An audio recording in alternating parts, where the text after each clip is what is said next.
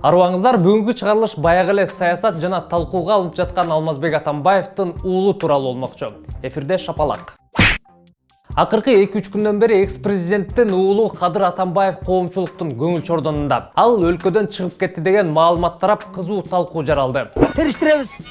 Жөнүзө кулан кылдай бересиңерби? Келгиле анда териштирели. Кадыр өлкөдөн чыгып кеткени жатат деген маалымат 15:30 чамасында чыккан.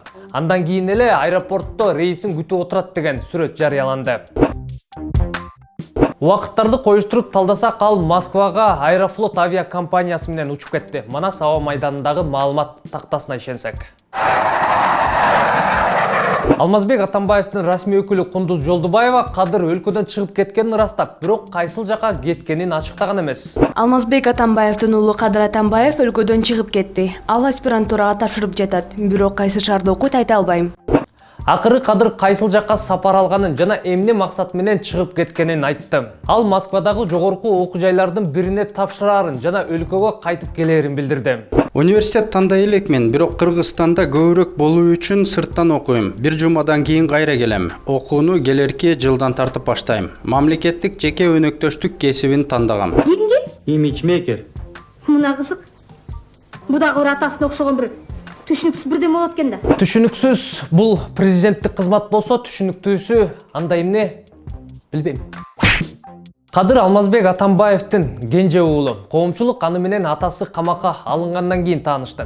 Чоң саясатка аралашаарын айтып, бир катар билдирүүлөрдү жасагандан кийин, то мы сможем дать отпор новому Коканду. Айрымдары аны жана анын билдирүүлөрүн колдого алса, жөн эле отурбайбы? Балконский бала деп сындагандар да четтен чыкты.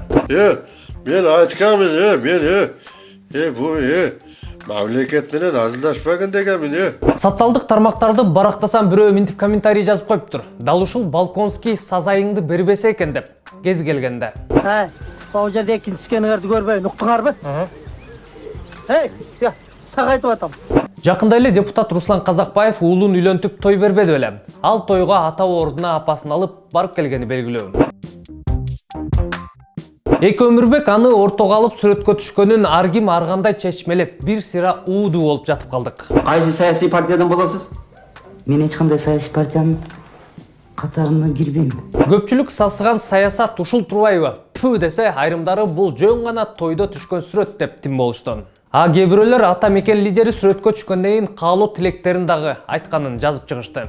Менин жаш кесиптешим, ката кетирүүдөн коркпо, аларды оңдоону үйрөн. Бул өзүн өзү өнүктүрүүнүн эң жакшы жолу.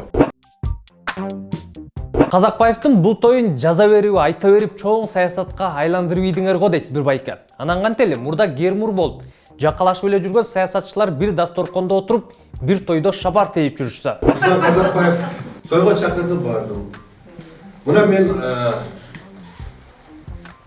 Атамбаевди үй камагына чыгарып койбойсуң бул деген ойду айтканым туура экенин кече ошол тойдо тастыктады.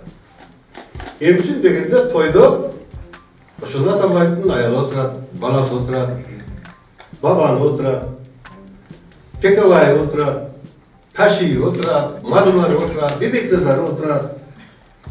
То есть биз кыргыз кичинекей элбиз. Эртең эле бир болсо бир жерде жолугабыз. Так ошондо кызыкчылык кылат да. Ошондуктан мен айткам, бири-бирибизди биз жөн эле жазалай билип, каралай билгенден башка да айкөлдүк кылыштагы, кечиримдүү болуштагы биз үйрөнүшүбүз керек экен. Көрдүм кече. Мамлекеттик чиновниктер Рая менен билдиргендерин көрдүм. Өрдө президентти да көрүп атсаңар. Сүрөткө түшкөндөрүн көрдүм. Мен бирок талаштын аксакалдары менен отурдум эле, Алтай Бөрүбаевтар менен сүрөткө түшкөн жокмун. Чынында бир эле уч элбиз. Баарын саясатка шылтай бербей, ынтымакта жашасак. Өзгөчө улуу муундагыларга кайрылам. Жаштарга жол көрсөтүп, акыл насааттарын айткан аксакалдарды биз көрбөй жатабыз. Ушуну менен берүүнү жыйынтыктайм. Аман туруңуздар.